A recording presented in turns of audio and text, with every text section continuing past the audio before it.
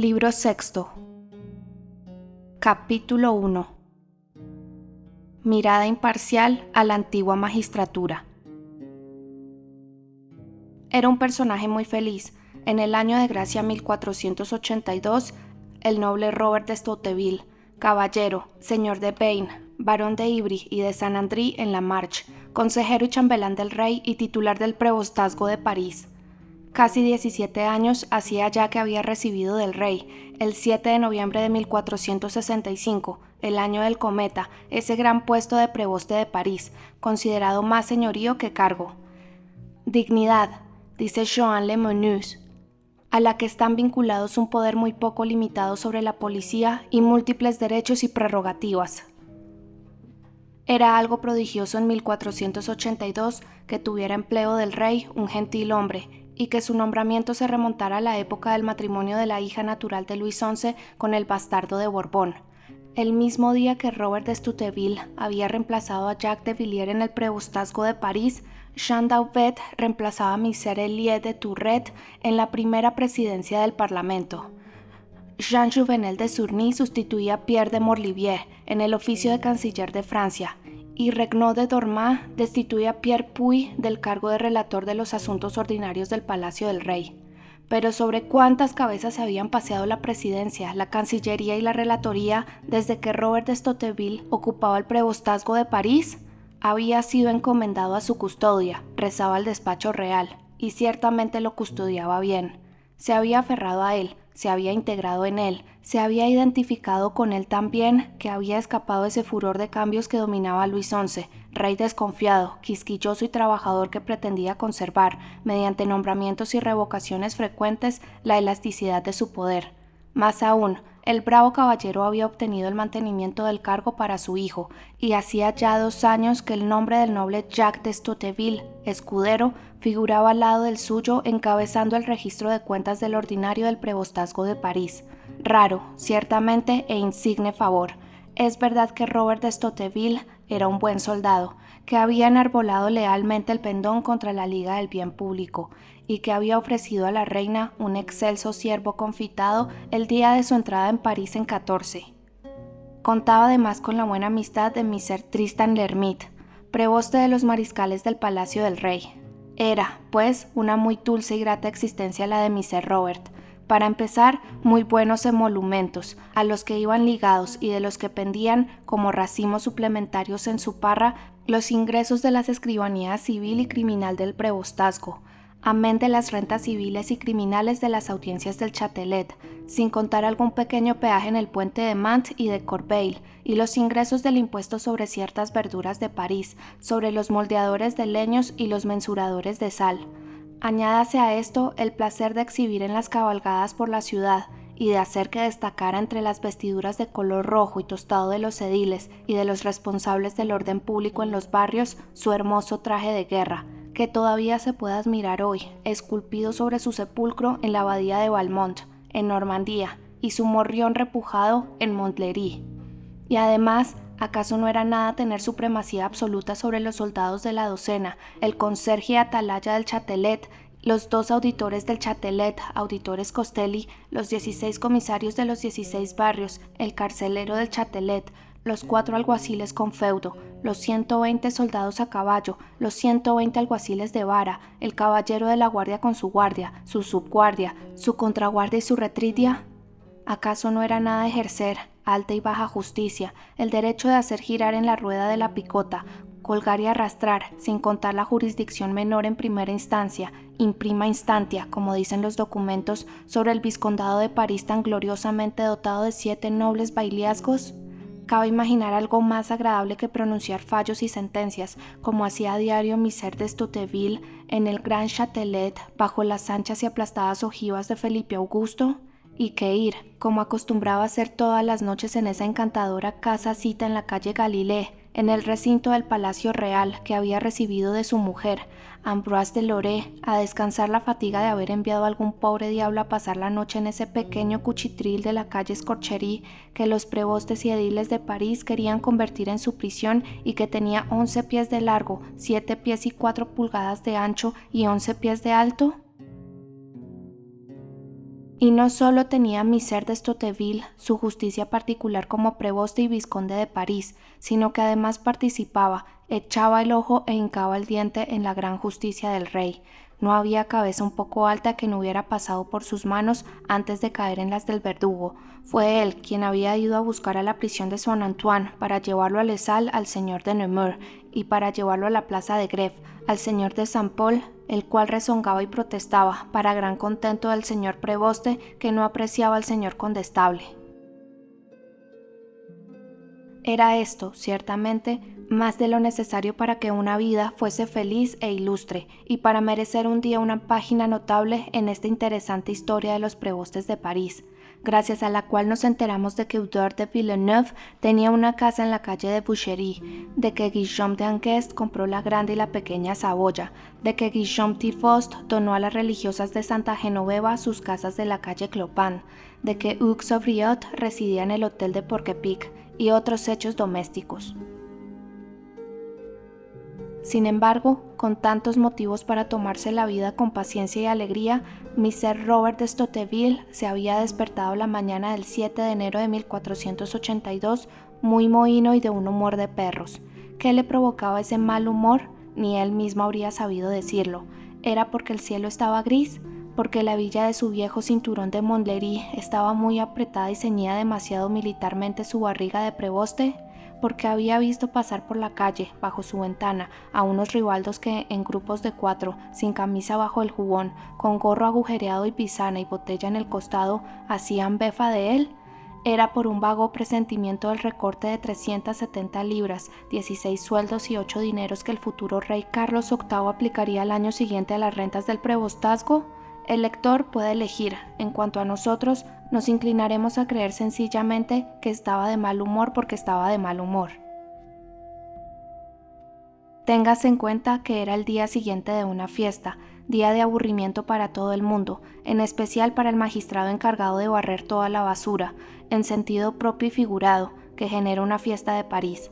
Y además debía celebrar sesión en el Gran Châtelet, y hemos observado que en general los jueces se las arreglan para que su día de audiencia sea también su día de mal humor, a fin de tener siempre a alguien con quien desahogarse cómodamente, en nombre del rey, de la ley y de la justicia.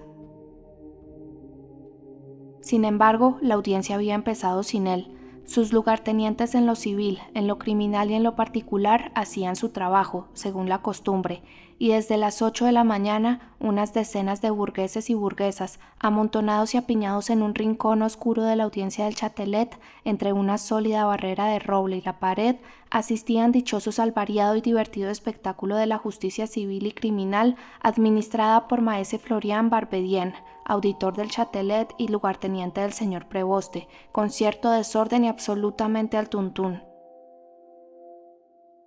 La sala era pequeña, baja y abovedada. Al fondo, una mesa flordelisada, con un gran sillón de madera de roble esculpida, que era del preboste y estaba vacío, y una escabela a la izquierda para el auditor, maese Florian. Abajo estaba el escribano escribiendo.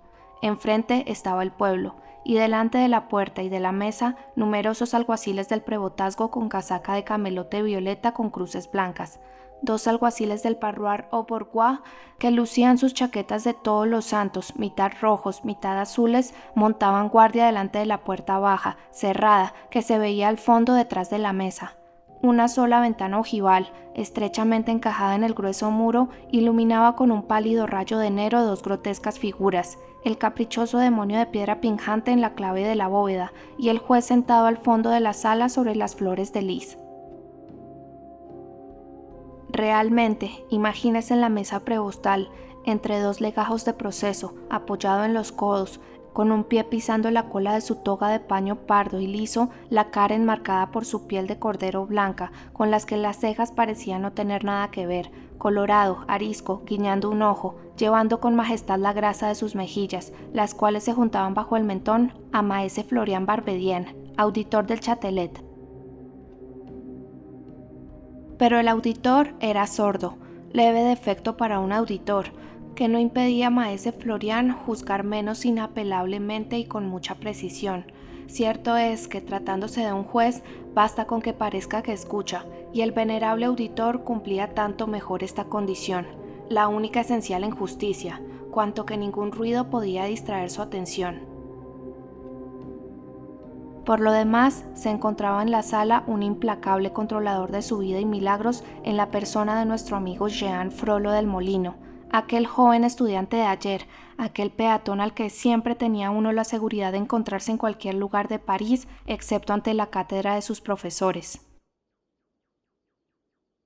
«¡Mira!», decía en voz baja su compañero Robin Pausepin, que reía a su lado mientras él comentaba las escenas que se desarrollaban ante sus ojos. «Ahí está Jenatón Dubuisson, la guapa moza del carnar del Mercado Nuevo. Por mi honor, el vejestorio la condena. Eso es porque ve todavía menos de lo que oye. 15 sueldos y 4 dineros parisienses por haber llevado 2 rosarios. Un poco caro, me parece. Lex duri carminis. La ley es dura en su redactado». «¿Quién es ese?». «Robin Chef-de-Ville, hacedor de cotas de malla. Por haberse convertido en maestro en dicho oficio, es su tributo de entrada. 2 hidalgos entre estos tunantes. Aiglete Swans y Utin de Mailly. 2 escuderos Corpus Christi. Han jugado a los dados. ¿Cuándo veré aquí a nuestro rector? 100 libras parisenses de multas para el rey. Este Barbedien tiene la mano dura. Quiero ser mi hermano el arcediano, si eso me impide jugar. Jugar de día, jugar de noche, vivir en el juego, morir en el juego y jugarme el alma después de la camisa. Virgen Santa, cuántas mozas, una detrás de otras, ovejitas mías. Ambroise Lecuyer, Isabella Painet, Bérard Gironin. Por Dios, las conozco a todas. Multa, multa. Eso les enseñará a llevar cinturones dorados. 10 sueldos parisenses, coquetas. Vaya con la vieja jeta del juez sordo e imbécil. Florian el lerdo. Barbedien el cernícalo. Ahí está sentado a la mesa. Come litigantes, come procesos, come, mastica, se ceba, se atiborra. Multas, bienes mostrencos, tasas, gastos, costes legales, salarios, daños y prejuicios, tormento, prisión, cárcel y cepos con costas son para él mantecadas de Navidad y mazapanes de San Juan. Míralo, el muy cerdo. Vaya, bueno, otra mujer amorosa. Thibaut la Thibaut, ni más ni menos. Por haber salido de la calle Glactini. ¿Quién es ese joven? Geoffroy Mabon, gendarme ballestero. Ha mascullado el nombre del padre.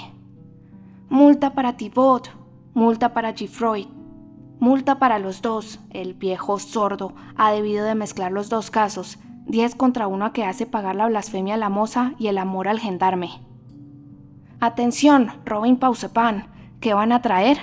¿Cuántos soldados? Por Júpiter. Todos los lebreles de la jauría están aquí. Debe ser la pieza mayor de la cacería, un jabalí. Sí que lo es, Robin, sí que lo es, y bien grande. Por Hércules, es nuestro príncipe de ayer, nuestro papa de los locos, nuestro campanero, nuestro tuerto, nuestro jorobado, nuestra mueca, es Quasimodo. En efecto, era Quasimodo, cinchado, cercado, atado, agarrotado y convenientemente custodiado. La escuadra de soldados que lo rodeaba iba acompañada por el caballero de la guardia en persona, con las armas de Francia bordadas en el pecho y las armas de la ciudad en la espalda. No había por lo demás en Quasimodo, aparte de su deformidad, que pudiera justificar aquel aparato de alabardas y arcabuces. Estaba taciturno, silencioso y tranquilo. A duras penas su único ojo lanzaba de vez en cuando, hacia las ataduras que lo inmovilizaban, una mirada solapada y colérica. Pasó esa misma mirada a su alrededor, pero tan apagada y soñolienta que las mujeres se lo señalaban unas a otras con el dedo para reírse de él. Entretanto, maese Florian, el auditor, hojeó con atención el expediente de la denuncia presentada contra Quasimodo que le entregó el escribano, y una vez visto, pareció recogerse un instante. Gracias a esta precaución que nunca olvidaba tomar en el momento de proceder a un interrogatorio, conocía de antemano el nombre, la condición y los delitos del detenido, daba réplicas previstas a preguntas previstas y conseguía salir airoso de todas las sinuosidades del interrogatorio sin que se notara demasiado su sordera. El expediente del proceso era para él como el perro para un ciego.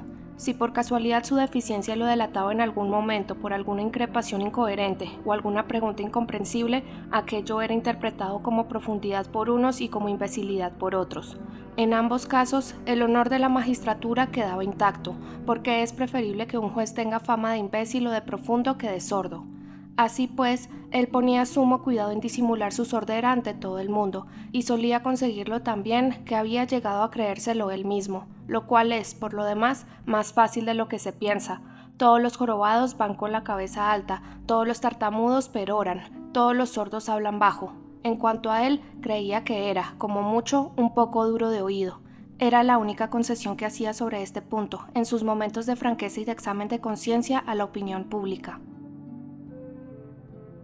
Habiendo, pues, rumiado a fondo el caso de Quasimodo, echó la cabeza hacia atrás y entornó los ojos para dar una impresión más majestuosa e imparcial, de manera que en aquel momento estaba a la vez sordo y ciego, doble condición sin la que no hay juez perfecto, y en esta magistral actitud comenzó el interrogatorio. ¿Su nombre? Pero hete aquí un caso que no había sido previsto por la ley, aquel en el que un sordo tuviera que interrogar a otro sordo. Quasimodo, al que nada advertía de la pregunta que se le estaba formulando, continuó mirando al juez fijamente y no respondió. El juez, sordo y al que nada advertía de la sordera del acusado, creyó que éste había respondido, como hacían en general todos los acusados, y prosiguió con su aplomo mecánico y estúpido. Está bien. ¿Su edad? Quasimodo no contestó tampoco a esta pregunta. El juez la creyó respondida y continuó. Ahora, ¿su estado? De nuevo el mismo silencio. Los asistentes, sin embargo, empezaban a susurrar y a mirarse unos a otros. Es suficiente, dijo el imperturbable auditor cuando supuso que el acusado había terminado de dar su tercera respuesta. Se le acusa, ante nos, primo, de desorden nocturno, secundo, de acto deshonesto en la persona de una mujer de la vida, in praejudicium meretricis, en perjuicio de una prostituta, tertio, de rebelión y deslealtad para con los arqueros de la ordenanza del rey, nuestro señor. Explique sobre todos estos puntos. Escribano, ¿ha tomado nota de lo que el acusado ha dicho hasta el momento? Esta desafortunada pregunta provocó, desde la escribanía hasta el auditorio, unas carcajadas tan violentas, tan descontroladas, tan contagiosas, tan generales que los dos sordos no pudieron por más de enterarse. Quasimodo se volvió, levantando la joroba con desdén, mientras que maese Florián, tan sorprendido como él, y suponiendo que la risa de los espectadores había sido provocada por alguna réplica irreverente del acusado, hecha visible para él mediante este encogimiento de hombros, lo increpó con indignación. Bribón, ha dado una respuesta que merecía la horca. ¿Sabe con quién está hablando? Esta salida no era la más indicada para detener la explosión de alegría general. Les pareció a todos tan incongruente y absurda que la risa descontrolada se les contagió hasta los alguaciles del parloir o bourgeois, una especie de ballets de picas en los que la estupidez iba de uniforme. Quasimodo fue el único que no perdió la seriedad por la sencilla razón de que no comprendía nada de lo que sucedía a su alrededor. El juez, cada vez más irritado, creyó que debía continuar en el mismo tono, con la esperanza de infundir así en el acusado un terror que influiría en los presentes y les haría recuperar una actitud respetuosa. O sea, hombre perverso y rapiñador, que se permite faltar al auditor del Châtelet, al magistrado que está al frente de la Policía Popular de París, encargado de investigar los crímenes, delitos y altercados, de controlar todos los oficios y prohibir el monopolio, de mantenerlos empedrados, de impedir la actividad de los regatones de volatería y salvajina, de hacer medir la leña y otros tipos de madera, de limpiar la ciudad de barro y el aire de enfermedades contagiosas, en una palabra, de ocuparse continuamente de los asuntos públicos sin gajes ni esperanzas de salario. Sabe que soy Florián Barbedien, lugarteniente del señor preboste, además de comisario, investigador, controlador y examinador con igual poder en el prebostazgo, bailiazgo, registro y tribunal.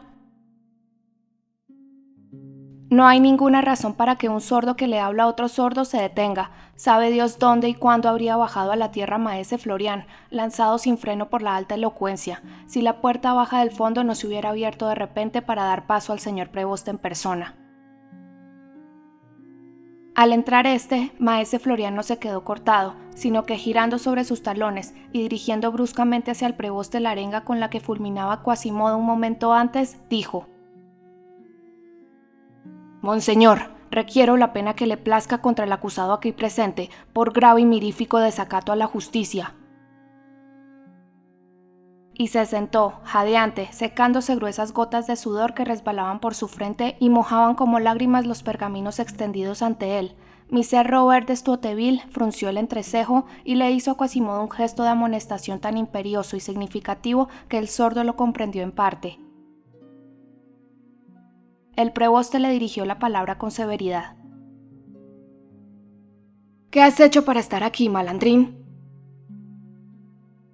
El pobre diablo, suponiendo que el preboste le preguntaba su nombre, rompió el silencio que guardaba habitualmente y respondió con una voz ronca y gutural.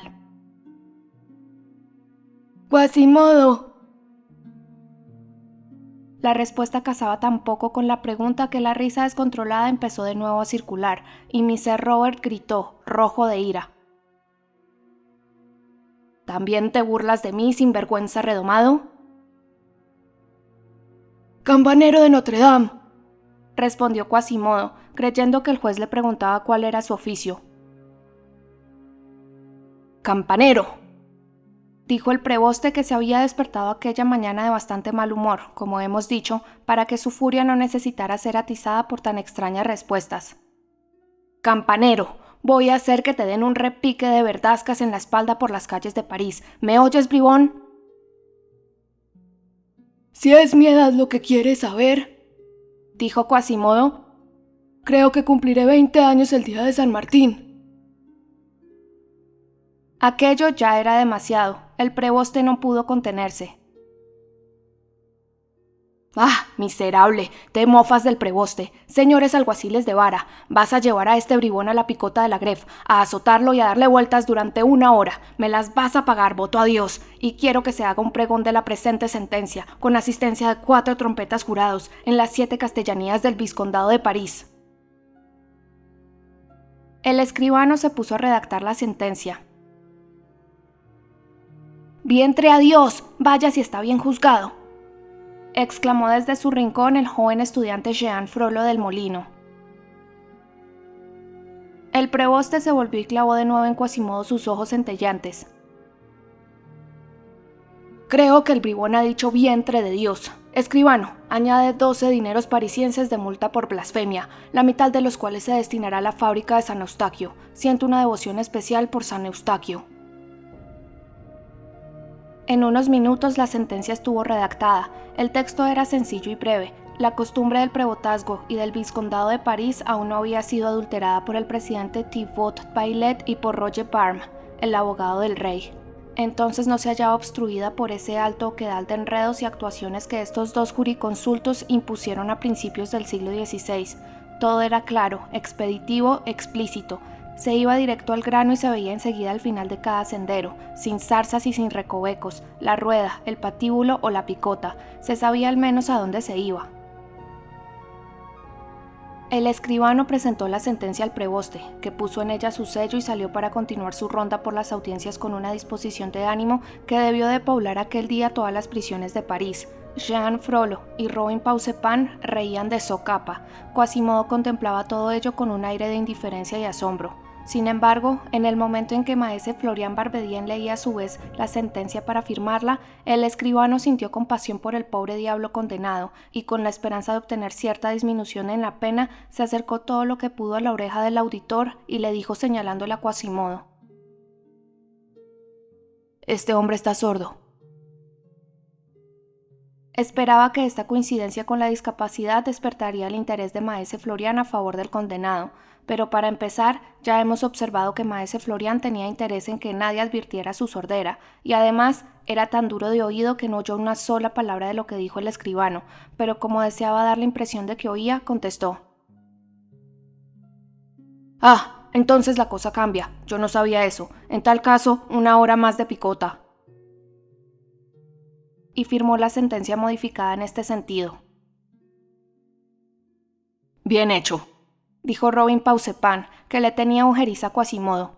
«Eso le enseñará a no maltratar a la gente».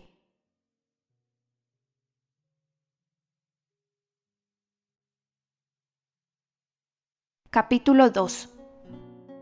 El agujero de las ratas. Permítanos, lector, que lo llevemos de nuevo a la plaza de Greve, lugar que dejamos ayer con Gringoire para seguir a Esmeralda. Son las 10 de la mañana, todo indica que es el día posterior a una fiesta. El suelo está cubierto de restos, cintas, trapos, plumas de penacho, gotas de cera de los hachones y migajas de la comilona pública. El buen número de burgueses deambula de acá para allá removiendo con el pie los tizones apagados de la hoguera, extasiándose ante la casa de los pilares, recordando las hermosas colgaduras del día anterior y mirando hoy, último placer, los clavos. Los vendedores de sidra y de cerveza empujan sus barriles entre los grupos de gente. Algunos transeúntes atareados pasan en todas direcciones. Los comerciantes charlan y se llaman unos a otros desde la puerta de sus tiendas. La fiesta, los embajadores, Coppenol y el Papa de los Locos están en boca de todos. Comentan y ríen a cual más y mejor. Sin embargo, 4 soldados a caballo que acaban de apostarse en las 4 esquinas de la picota ya han congregado a su alrededor a una buena parte del pueblo esparcido por la plaza, que se condena a la inmovilidad y al aburrimiento con la esperanza de asistir a una pequeña ejecución. Si el lector, después de haber contemplado esta escena animada y bulliciosa que se desarrolla en toda la plaza, dirige ahora la mirada hacia esa antigua casa medio gótica y medio románica de la Tour Roland, que hace esquina con el muelle por el lado de poniente, podrá observar en el ángulo de la fachada un gran brevario público, con ricas iluminaciones, preservado de la lluvia por un pequeño tejadillo y de los ladrones por una reja que, no obstante, permite ojearlo. Al lado de este brevario hay una estrecha lucera ojival, cerrada con 2 barrotes de hierro cruzados que da a la plaza. Es la única abertura que deja pasar un poco de aire y de luz hasta una pequeña celda, sin puerta, practicada en la planta baja, en el grueso muro de la vieja casa, y llena de una paz tanto más profunda, de un silencio tanto más lúgubre cuanto que una plaza pública, la más populosa y ruidosa de París, hormiguea y chilla justo al lado. Esta celda era famosa en París desde que hacía 3 siglos Roland de la Tour Roland, en señal de duelo por su padre, muerto en la cruzada, la había hecho excavar en el muro de su propia casa a fin de encerrarse allí para siempre, no conservar de su palacio más que ese cubículo, cuya puerta estaba tapiada y la lucera abierta, tanto en invierno como en verano, y donar el resto a los pobres y a Dios. La desconsolada dama había esperado 20 años la muerte en esa tumba anticipada, rezando noche y día por el alma de su padre, durmiendo sobre cenizas, sin tener siquiera una piedra como almohada, vestida con un saco negro y viviendo únicamente del pan y el agua que la piedad de los transeúntes depositaba en el borde de la lucera, recibiendo así la caridad después de haberla practicado ella misma. A su muerte, en el momento de pasar al otro sepulcro, había legado esta perpetuidad a las mujeres afligidas, madres, viudas o hijas, que tuvieran que rezar mucho por otros o por ellas mismas, y que quisieran enterrarse vivas en un gran dolor o en una gran penitencia. Los pobres de su época le habían ofrecido unos hermosos funerales de lágrimas y bendiciones, pero para su gran pesar, la piadosa hija no había podido ser canonizada santa por falta de protecciones. Aquellos que eran un poco impíos habían confiado en que el asunto se solventaría en el paraíso más fácilmente que en Roma, y simple y llanamente habían rogado a Dios por la difunta en vez de rogar al Papa. La mayoría se había contentado con guardar el recuerdo de Roland como algo sagrado y hacer reliquias con sus harapos. La ciudad, por su parte, había dedicado a la dama un brevario público, guardado junto a la lucera de la celda a fin de que los transeúntes se detuvieran de vez en cuando, aunque solo fuera para rezar, de que la oración hiciera pensar en la limosna y que las pobres reclusas, herederas de la sepultura de Roland, no muriesen de hambre y de olvido. Esta especie de tumbas no era, por lo demás, cosa muy insólita en las ciudades de la Edad Media.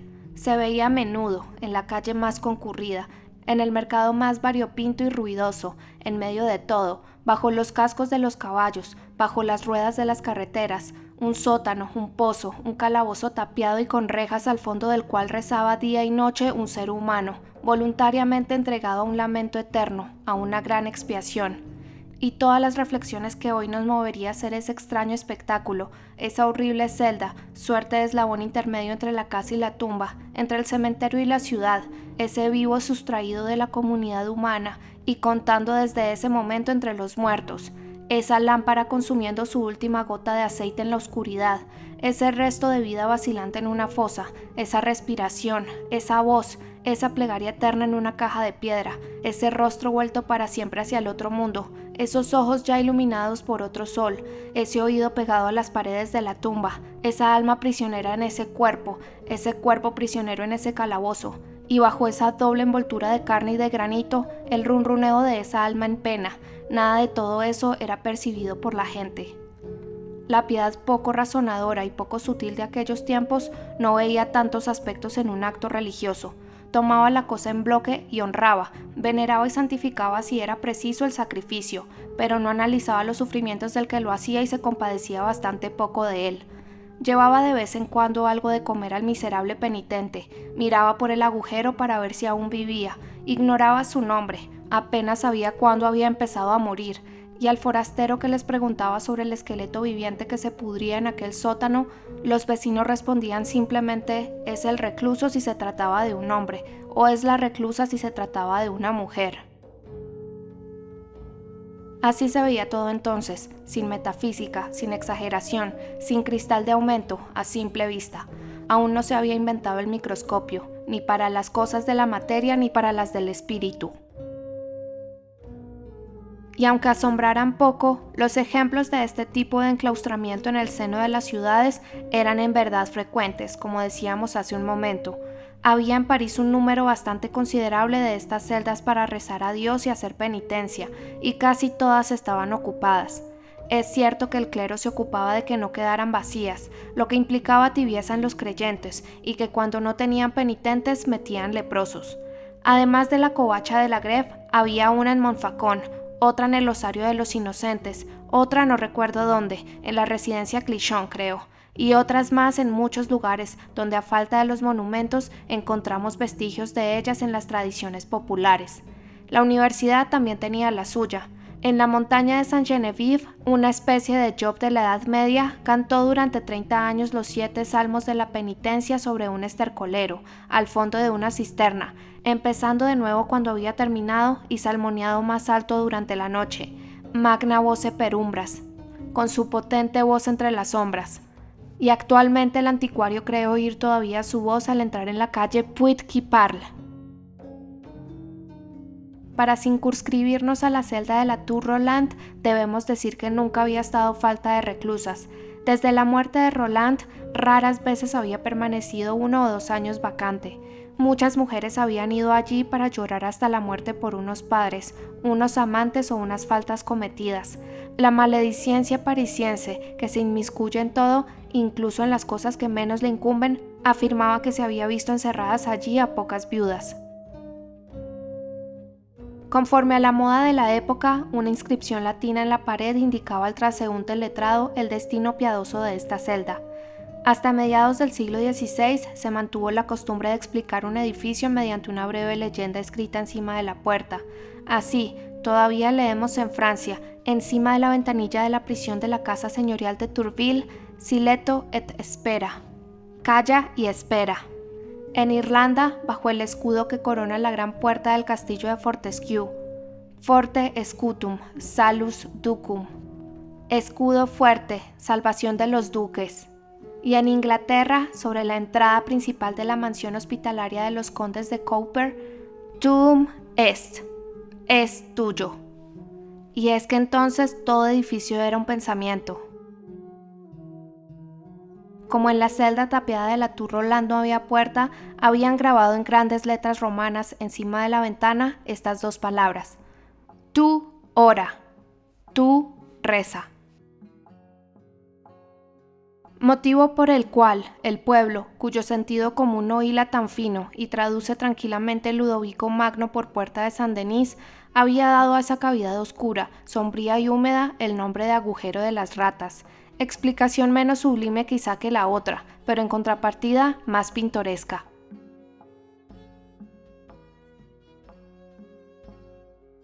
Capítulo 3.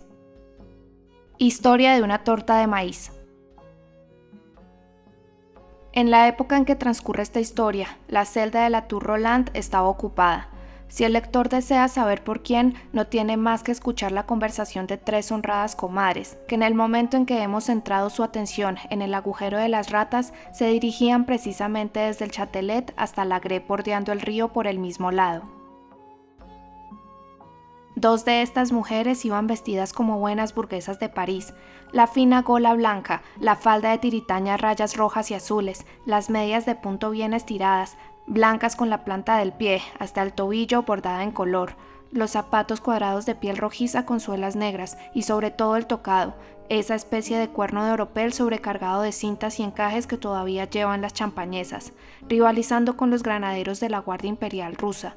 Anunciaban que pertenecían a esa clase de ricas comerciantes que se encuentra a medio camino entre lo que los lacayos llaman una mujer y lo que llaman una dama.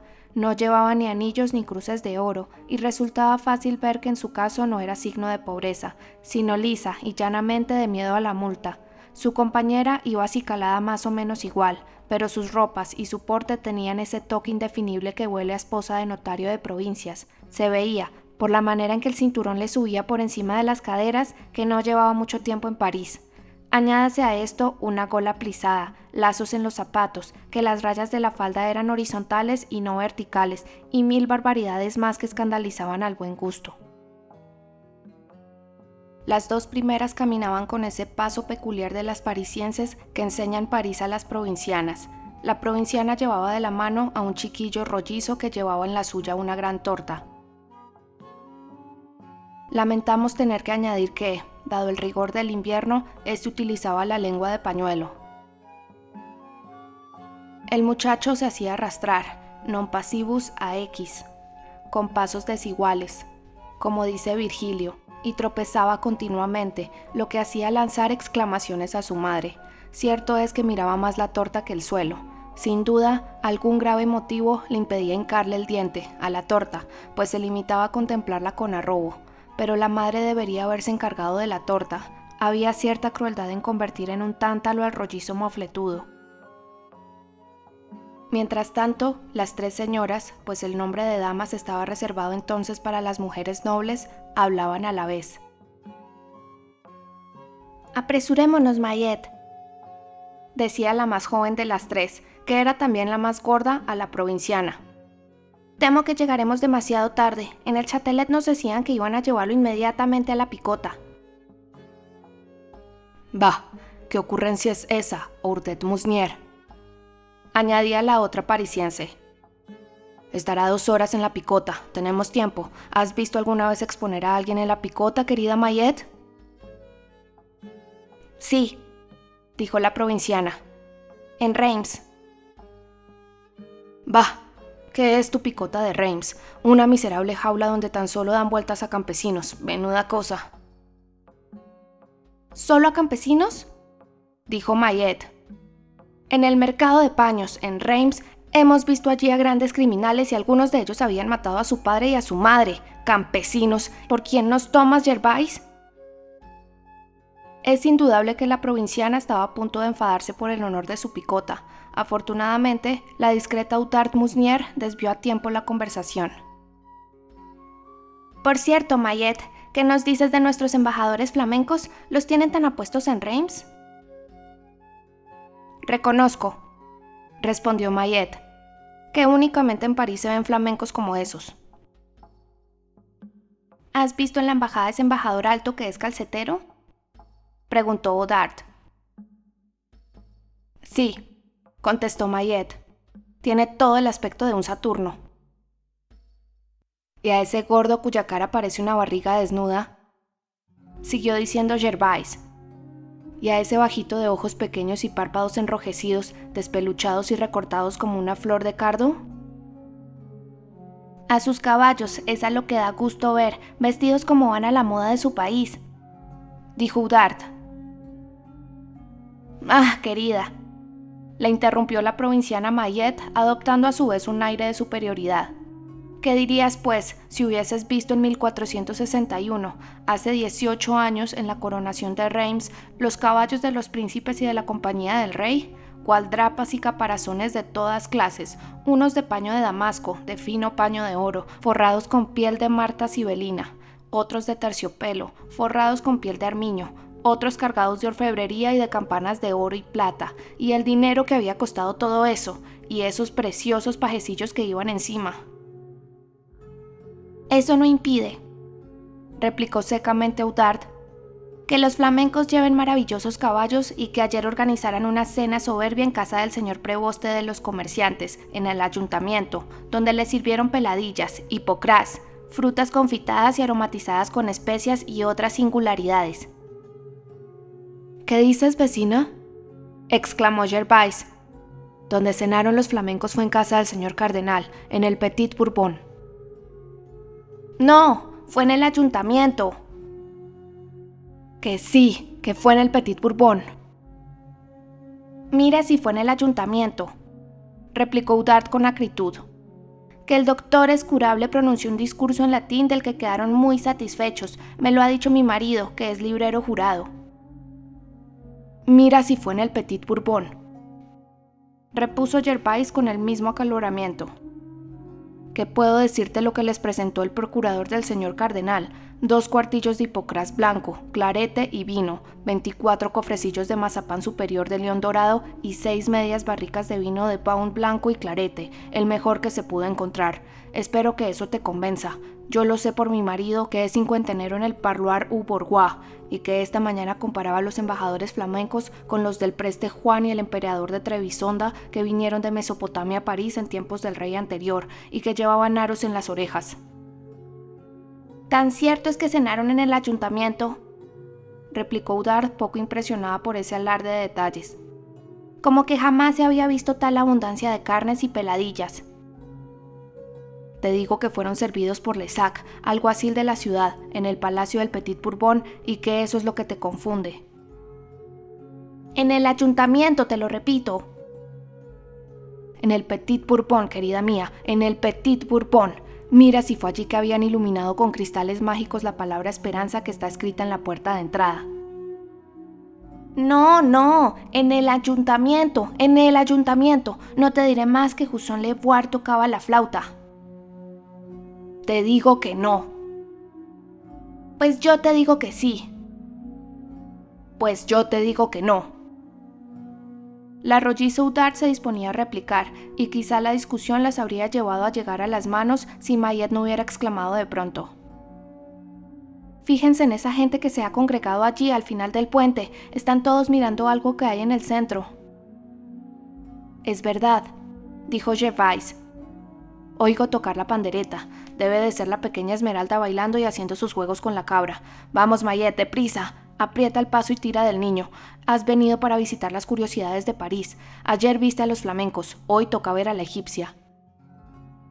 «¿La egipcia?», dijo Mayet, retrocediendo bruscamente y apretando con fuerza el brazo de su hijo. «Dios me libre, me robará mi hijo. Ven, Eustache». Y echó a correr por el muelle hacia la Grève hasta que dejó muy atrás el puente, pero el niño, del que iba tirando, cayó de rodillas, y ella se detuvo jadeante. Oudarde y Gervais la alcanzaron. «¿Robarte esa egipcia a tu hijo?», dijo Gervais. «Una ocurrencia muy singular es esa». Mayet movía la cabeza con aire pensativo.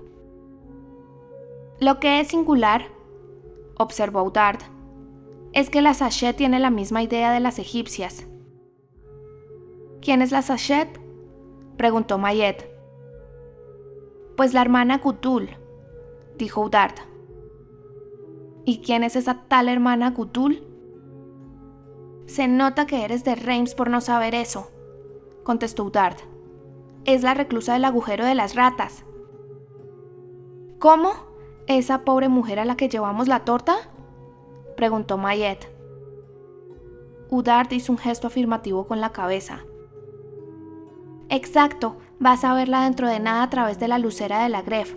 Piensa lo mismo que tú de esos vagabundos de Egipto que tocan la pandereta y dicen la buenaventura a la gente. No se sabe cuál es la causa de ese horror por los cíngaros y los egipcios, pero tú, Mayet, ¿por qué sales huyendo de esa manera nada más verlo?». «Oh», exclamó Mayet, rodeando con las manos la cabeza de su hijo. «No quiero que me ocurra lo que le ocurrió a Paquette la Chantefleurie». «Ah, esa historia tienes que contárnosla, mi querida Mayet», dijo Gervais cogiéndola del brazo. Con mucho gusto, contestó Mayet. Pero desde luego, de París tenía que ser para no conocerla. Pues bien, pero no hace falta que estemos paradas para contarla.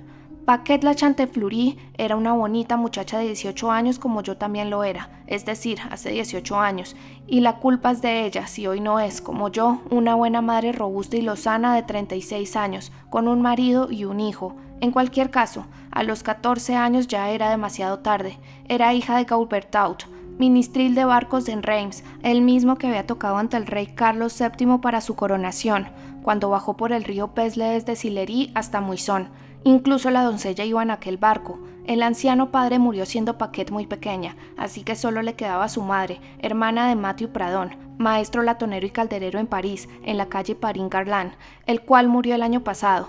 Como ves, era de buena familia. La madre era una buena mujer, pero por desgracia solo le enseñó a Paquette a hacer muñecos y un poco de pasamanería, lo que no impedía a la pequeña hacerse muy mayor y seguir siendo muy pobre. Las dos seguían viviendo en Reims, junto al río, en la calle Folle-Pain.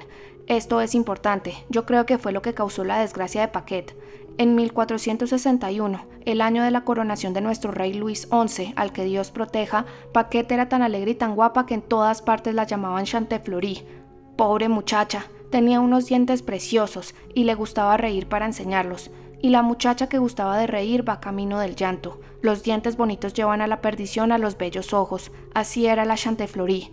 Ella y su madre se ganaban la vida con dificultad, habían venido muy a menos desde la muerte del ministril. La pasamanería no les reportaba mucho más de 6 dineros a la semana, lo que no hace ni 2 liartes.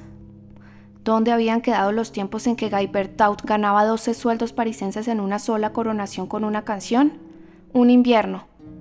Fue ese mismo año 1461, las dos mujeres no tenían ni leños ni haces de ramas y hacía mucho frío. Y aquello hizo que le salieran tan buenos colores a la Chantefleurie que los hombres la llamaban Paquette, varios la llamaron Paqueret y se perdió.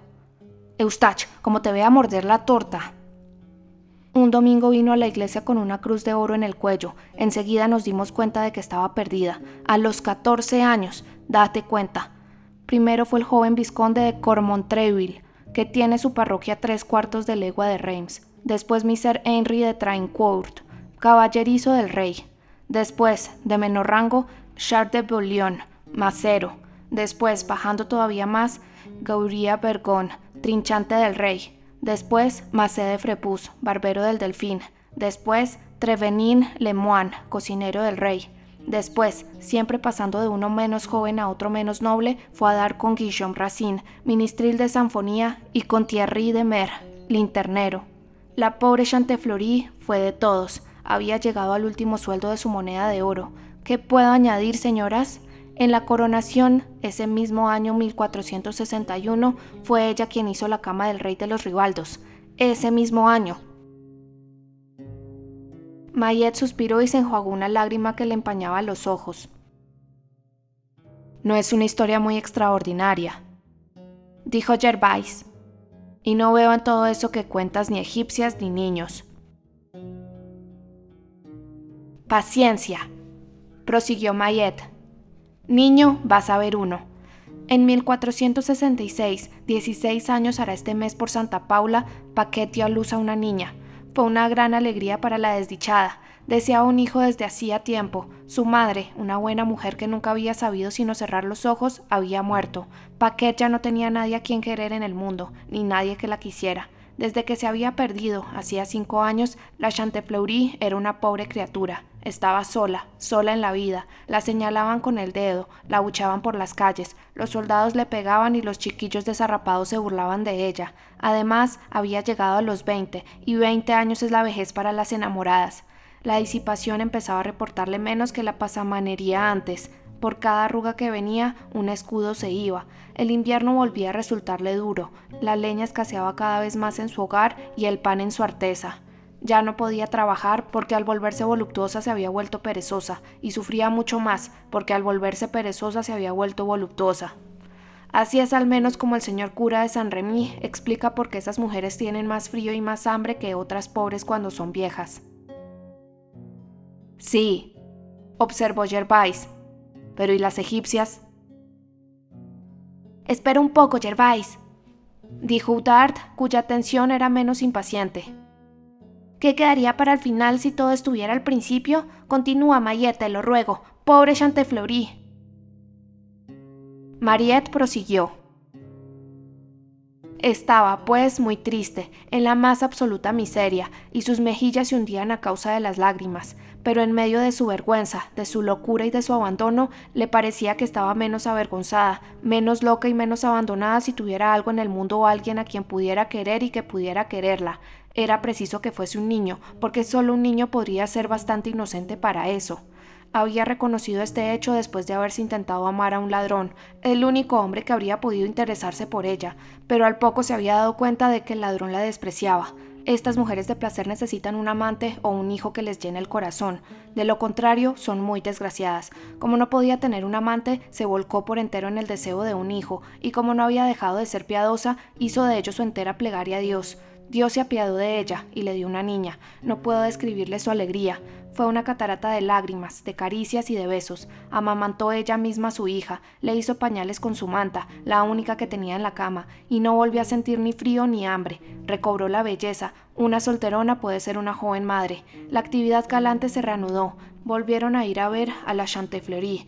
Ella encontró de nuevo clientes para su mercancía, y de todos esos horrores hizo ropitas, capillos y baberos, camisitas de encaje y gorritos de satén, sin siquiera pensar en comprarse otra manta. Señorito Stauch, ya te he dicho que no te comas la torta. Seguro que la pequeña Agnes. Ese era el nombre de la niña, el nombre de pila, porque apellido hacía mucho tiempo que la Chantefleurie no tenía. Seguro que esa pequeña iba más envuelta en cintas y bordados que una delfina del delfinado. Tenía, entre otros, un par de zapatitos que no podían compararse con los que jamás hubiera tenido el rey Luis XI. Su madre se los había confeccionado y bordado con sus propias manos, había puesto en ello todas sus habilidades de pasamenera y toda la ornamentación de un manto para una virgen, en los zapatos rosas más graciosos que pudieran verse. No eran más largos que mi pulgar y había que ver salir de allí los piececitos de la niña para creer que habían podido entrar. Claro que aquellos piececitos eran tan pequeños, tan bonitos, tan rosados, más rosados que el satén de los zapatos. Cuando tengas hijos, Urdad, verás que no hay nada más bonito que sus piececitos y sus manitas. No deseo otra cosa, dijo Udard suspirando, y espero que sea esa la voluntad del señor André Musnier. Por lo demás, prosiguió Mayette, la hija de Paquet no solo tenía bonitos los pies, yo la vi cuando solo tenía 4 meses, era adorable, tenía los ojos más grandes que la boca y el más delicado y fino cabello negro, que ya empezaba a rizarse, habría sido una morena guapísima a los 16 años. Su madre estaba cada día más loca por ella, la acariciaba, la besaba, le hacía cosquillas, la lavaba, la acicalaba, se la comía. Le hacía perder la cabeza y ella le daba gracias a Dios. Sus lindos pies rosados, sobre todo, la dejaban boquiabierta. Era un delirio de alegría lo que le producían. Siempre tenía los labios pegados a ellos y no daba crédito a su pequeñez. Los metía en los zapatitos, los sacaba, los admiraba, se maravillaba de ellos, los ponía al trasluz, le daba pena hacerla andar sobre la cama y de buena gana se habría pasado la vida de rodillas, calzando y descalzando aquellos pies como si fueran los de un niño Jesús. El cuento es precioso, dijo Gervais a media voz. ¿Pero qué tiene que ver Egipto con todo esto? Ahora lo verán, respondió Mayette. Llegaron un día a Reims unos caballeros muy singulares. Eran pordioseros y truhanes que recorrían el país guiados por su duque y sus condes. Tenían la piel tostada y el pelo muy rizado, y llevaban aros de plata en las orejas. Las mujeres eran todavía más feas que los hombres, su tez era más oscura, llevaban la cabeza siempre descubierta, un miserable blusón sobre el cuerpo, una vieja manta tejida con cuerdas atada a los hombros y el pelo recogido en una cola de caballo. Los niños que se restregaban contra sus piernas habrían asustado a los monos. Una banda de excomulgados. Todo aquello venía en línea recta del Bajo Egipto a Reims pasando por Polonia. El Papa los había confesado por lo que se decía y les había puesto de penitencia correr mundos 7 años seguidos sin dormir en una cama. Por eso los llamaban penitenciarios y apestaban. Parece ser que en otros tiempos habían sido sarracenos, por lo que creían en Júpiter y reclamaban 10 libras tornensas de todos los arzobispos, obispos y abades portadores de báculo y mitra. Una bula de papa les otorgaba ese derecho. Venían a Reims a decir la bienaventura en nombre del rey de Argel y del emperador de Alemania. Como supondrán, no hizo falta más para que se les prohibiera entrar en la ciudad. Así pues, toda la banda acampó tranquilamente cerca de la puerta de Braine, en esa loma donde hay un molino, al lado de esas antiguas galerías excavadas para extraer creta. Y en Reims todos se peleaban por ir a verlos. Ellos te miraban la mano y hacían profecías maravillosas. Eran capaces de predecirle a Judas que sería papa. Corrían sobre ellos, no obstante, siniestros rumores acerca de niños robados, balsas cortadas e ingestión de carne humana.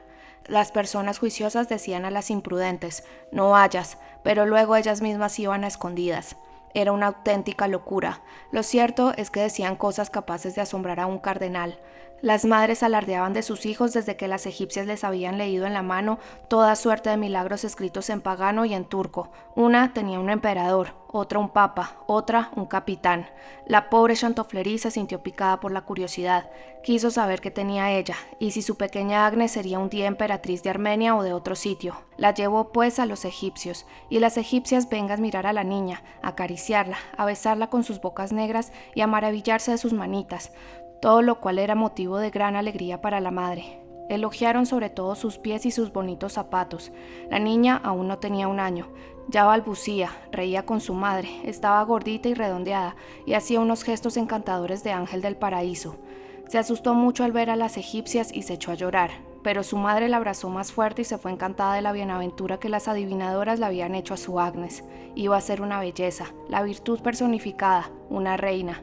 Volvió pues a su tabuco de la calle Folpain, orgullosísima de llevar a una reina. Al día siguiente, aprovechó un momento en que la niña dormía en su cama, pues la acostaba siempre con ella. Dejó la puerta entornada y fue corriendo a contarle a una vecina de la calle Secheserie que llegaría un día en que su hija Agnes sería servida en la mesa por el rey de Inglaterra y el archiduque de Etiopía, y cientos de sorpresas más. A su regreso, en vista de que no oía lloros mientras subía la escalera, se dijo, aún no ha despertado, mejor así. Encontró la puerta mucho más abierta de lo que la había dejado. Aún así, la pobre madre entró y se acercó a la cama. La niña ya no estaba allí, la cama estaba vacía. No quedaba nada de la niña, salvo uno de sus zapatitos. Salió en tromba de la habitación, se precipitó escaleras abajo y empezó a darse de cabezazos contra las paredes gritando, «¡Mi hija! ¿Quién tiene a mi hija? ¿Quién me ha quitado a mi hija?» La calle estaba desierta, la casa aislada. Nadie pudo decirle nada. Fue por la ciudad, registró todas las calles, corrió de un lado a otro durante todo el día, loca, trastornada, terrible, olfateando puertas y ventanas como un animal salvaje que ha perdido a sus crías. Jadeaba, iba despeinada, asustaba verla, y tenía en los ojos un fuego que le secaba las lágrimas. Detenía a los transeúntes y les decía gritando, mi hija, mi preciosa niñita, seré la esclava de quien me la devuelva, la esclava de su perro, y si quiere, me devorará el corazón». Se encontró al cura Saint-Remy y le dijo, «Señor cura, labraré la tierra con mis uñas, pero devuélvame a mi hija». Era desgarrador, Autard. Vi a un hombre muy duro, Maese Ponce Lacavre, el procurador, llorando. «Ay, pobre madre». Por la noche volvió a su casa. Durante su ausencia, una vecina había visto a 2 egipcias subir a escondidas con un bulto entre los brazos, bajar después de haber cerrado la puerta y salir huyendo a toda prisa. Desde entonces se oía en casa de Paquet como gritos de niño. La madre rompió a reír, subió a la escalera como si tuviera alas, derribó la puerta como si hubiera disparado con un cañón y entró. Fue terrible, Autard. En lugar de su graciosa Agnes, tan coloradita y fresca como un regalo de Dios, una especie de pequeño monstruo, repulsivo, cojo, tuerto y contrahecho, gateaba por el suelo chillando. Ella se tapó los ojos con horror. «Oh», dijo, «¿acaso las brujas han convertido a mi hija en este animal espantoso?» Se apresuraron a llevarse al pequeño Patizambo. Seguir viéndolo la habría vuelto loca.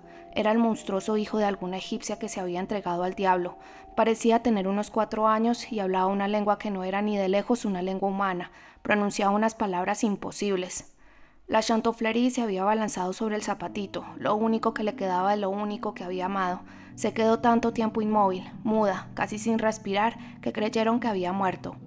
De repente, un temblor le recorrió todo el cuerpo, cubrió su reliquia de besos furtivos y se deshizo en lágrimas como si su corazón acabara de reventar. Les aseguro que todas llorábamos. Ella decía, «Mi niñita, mi preciosa niñita, ¿dónde estás?» Y sus gritos te desgarraban las entrañas.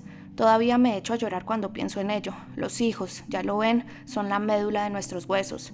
Mi pobre Eustache, eres tan guapo tú también. Si supieras lo bueno que es. Ayer me decía, yo quiero ser gendarme. Ay, Eustache, si te perdiera. La Chantefleurie se levantó de pronto y echó a correr por Reims gritando, «¡Al campamento de los egipcios! ¡Al campamento de los egipcios! Alguaciles para quemar a las brujas!». Los egipcios se habían marchado. Era noche cerrada y no pudieron seguirlos. Al día siguiente, a 2 leguas de Reims, en un brezal entre Gossip y Loy, encontraron restos de una gran fogata, algunas cintas que habían pertenecido a la hija de Paquet, gotas de sangre y cagarrutas de macho cabrío. La noche que acababa de pasar era precisamente la de un sábado. Ya nadie puso en duda que los egipcios habían celebrado el aquerrel en aquel brezal y que habían devorado a la niña en compañía de Belcebú, como se hace entre los mahometanos. Cuando la Chantefleurie se enteró de aquellas cosas horribles, no lloró. Hizo ademán de ir a hablar, pero no pudo. Al día siguiente tenía todo el pelo gris. Al otro había desaparecido. «Es una historia espantosa, en efecto», dijo Oudard. «Haría llorar a un Borgón». «Ahora comprendo por qué tienes tanto miedo de los egipcios», añadió Gervais. «Y has hecho muy bien en alejarte hace un momento con tu Eustache», continuó Oudard. «Porque estos son también egipcios de Polonia». «¿Qué va?», dijo Gervais. «Dicen que vienen de España y de Cataluña». «De Cataluña es imposible», contestó Oudard. «Polonia, Cataluña, Valonia, siempre confundo esas 3 provincias. Lo que es seguro es que son egipcios». «Y que tienen los dientes suficientemente largos para comer niños», añadió Gervais. «Y no me extrañaría que Esmeralda diera también algún que otro bocado haciendo remilgos. Su cabra blanca hace cosas demasiado maliciosas para que no haya cierto libertinaje detrás de ellas». Mayet caminaba en silencio. Estaba absorta en esa ensoñación que en cierto modo prolongaba un relato doloroso y de la que no se sale hasta que la conmoción se ha propagado, de vibración en vibración, hasta las últimas fibras del corazón. Así y todo, Gervais le preguntó, «¿Y no se ha podido saber qué ha sido de la Chantefleurie?». Mayet no respondió. Gervais repitió la pregunta haciéndola del brazo para zarandearla y llamándola por su nombre. Mayet pareció salir entonces de su ensimismamiento. «¿Qué ha sido de la Chantefleurie?», dijo repitiendo maquinalmente las palabras cuya impresión permanecía aún en su oído, y haciendo un esfuerzo para centrar su atención en el significado de estas palabras, respondió, «Nunca lo hemos sabido». Después de una breve pausa, añadió, «Unos dijeron que la habían visto salir de Reims al anochecer por la puerta Flechenbout, otros que la vieron partir al amanecer por la antigua puerta Bassée. Un pobre encontró su cruz de oro colgada en la cruz de piedra del campo donde se celebra la feria. Esa joya es precisamente lo que había sido su perdición en 1461. Era un regalo del apuesto vizconde de Comontreuil, su primera amante. Paquet no había querido deshacerse nunca de ella, por más que había estado en la miseria, la quería como a la vida. Por eso, cuando vimos aquella cruz abandonada, todas pensamos que estaba muerta. Sin embargo, hay gente del cabaret Levant que dijeron haberla visto pasar por el camino de París, andando descalza sobre las piedras, pero en ese caso tendría que haber salido por la puerta de Vesle, y los datos no concuerdan, o mejor dicho, yo creo que salió por la puerta de Vesle, en efecto, pero para irse de este mundo». «No te entiendo», dijo Gervais. «El Vesle», respondió Mayet con una sonrisa melancólica, «es el río». «Pobre Chantefleurie», dijo Oudard estremeciéndose. «Ahogada». «Ahogada, sí», prosiguió Mayet. ¿Quién le habría dicho al buen Guy Bertot, cuando pasaba bajo el puente de Tinqueux cantando en su barca, que un día su pequeña Paquet pasaría también bajo aquel puente, pero sin cantar y sin barca?» «¿Y el zapatito?», preguntó Gervais. «Desapareció con la madre», respondió Mayet. «Pobre zapatito», dijo Oudard. Oudard, mujer rolliza y sensible, se habría dado por muy satisfecha con suspirar en compañía de Mayet, pero Gervais, más curiosa, no había acabado de hacer preguntas. «¿Y el monstruo?», dijo de pronto. «¿Qué monstruo?», preguntó Mayet. «El pequeño monstruo egipcio que dejaron las brujas en casa de la Chantefleurie a cambio de su hija. ¿Qué hicieron con él? Espero que también lo ahogaran». «No», respondió Mayet. «¿Cómo?», ¿Lo quemaron entonces? En realidad es lo más lógico, siendo un niño brujo. Ni lo uno ni lo otro, Gervais. El señor arzobispo se interesó por el niño de Egipto, lo exorcizó, lo bendijo, le sacó cuidadosamente el diablo del cuerpo y lo envió a París para que fuera expuesto en la cama de madera, en Notre Dame como niño expósito. Estos obispos, masculló Gervais, son tan sabios que no hacen nada como los demás. ¿Qué te parece, Eudard, poner al diablo donde los niños expósitos? Porque indudablemente aquel pequeño monstruo era el diablo. Y bien, Mayet, ¿qué hicieron con él en París? Doy por supuesto que ninguna persona caritativa lo quiso. No lo sé, respondió la de Reims. Fue precisamente por aquellas fechas cuando mi marido compró la escribanía de Berú, a 2 leguas de la ciudad, y dejamos de seguir el caso, tanto más cuanto que frente a Berú están los 2 cerros de Cernay, que te tapan la vista de los campanarios de la catedral de Reims. Mientras mantenían esta conversación, las 3 dignas burguesas habían llegado a la plaza de Grève. En su preocupación, habían pasado sin detenerse ante el brevario público de la Tour Roland y se dirigían maquinalmente hacia la picota, en torno a la cual el gentío iba en aumento. Es probable que el espectáculo que atraía en aquel momento todas las miradas les hubiera hecho olvidar por completo el agujero de las ratas y la parada que se habían propuesto hacer allí, si el rollizo Eustache de 6 años, al que su madre llevaba de la mano, no se lo hubiera recordado. «Madre», dijo como si un instinto le advirtiera que el agujero de las ratas había quedado a su espalda. «¿Ahora ya puedo comerme la torta?» Si Eustache hubiera sido más hábil, es decir, menos glotón, habría seguido esperando y no se habría aventurado hasta la vuelta, ya en la universidad, en casa, en la residencia de Miser André Musnier, en la calle Madame la Valence, cuando los 2 brazos del Sena y los 5 puentes de la Cité hubieran quedado entre el agujero de las ratas y la torta, a formular esta tímida pregunta: «Madre, ¿ahora ya puedo comerme la torta?» Mas la pregunta, imprudente en el momento en que Eustache la hizo, despertó la atención de Mayet. «Por cierto, nos olvidamos de la reclusa», exclamó. «Muéstrame el agujero de las ratas para que le lleve la torta». «Ahora mismo», le respondió Eudard. «Es una obra de caridad». No era ese el placer de Eustache. «Vaya, mi torta», dijo, tocándose alternativamente uno y otro hombro con una y otra oreja, lo que en un caso así es la muestra suprema del descontento. Las 3 mujeres volvieron sobre sus pasos, y al llegar a las inmediaciones de la casa de la Tour Roland, Eudard les dijo a las otras 2: «No debemos mirar las 3 a la vez por el agujero para evitar que la Sachet se asuste. Ustedes 2 hagan como que están leyendo el Dominus en el brevario, mientras yo asomo la nariz por la lucera. La Sachet me conoce un poco. Les avisaré cuando puedan venir». Se acercó sola a la lucera. En el momento en que su mirada penetró en el interior, una profunda compasión se pintó en todas sus facciones, y su alegre y franca fisonomía cambió tan bruscamente de expresión y de color como si hubiera pasado de estar expuesta a un rayo de sol a estar expuesta a un rayo de luna. Sus ojos se humedecieron, su boca se contrajo como cuando uno va a romper a llorar. Al cabo de un momento, poniendo un dedo sobre sus labios, le hizo una seña a Mayet para que se acercara. Mayet se acercó, emocionada, en silencio y de puntillas, como cuando uno se acerca al lecho de un moribundo. Era realmente un triste espectáculo el que se ofrecía a la vista de las 2 mujeres, mientras éstas miraban sin moverse y conteniendo la respiración a través de la claraboya con barrotes del agujero de las ratas. La celda era angosta, más ancha que honda, abovedada en ojiva, y su interior se asemejaba bastante al alvéolo de una gran mitra de obispo. Sobre la losa desnuda que constituía el suelo, en un rincón, una mujer estaba sentada, o más bien en cuclillas. Tenía la barbilla apoyada en las rodillas, las cuales apretaba fuertemente contra el pecho con los brazos, encogida de este modo sobre sí misma, vestida con un saco marrón cuyos anchos pliegues la envolvían por completo, su larga cabellera gris, echada hacia adelante cayendo sobre su cara y a lo largo de sus piernas hasta los pies, presentaba a primera vista una forma extraña que se recortaba contra el fondo tenebroso de la celda, una especie de triángulo negruzco, que el rayo de la luz procedente de la lucera dividía con crudeza en 2 matices, uno oscuro y el otro iluminado.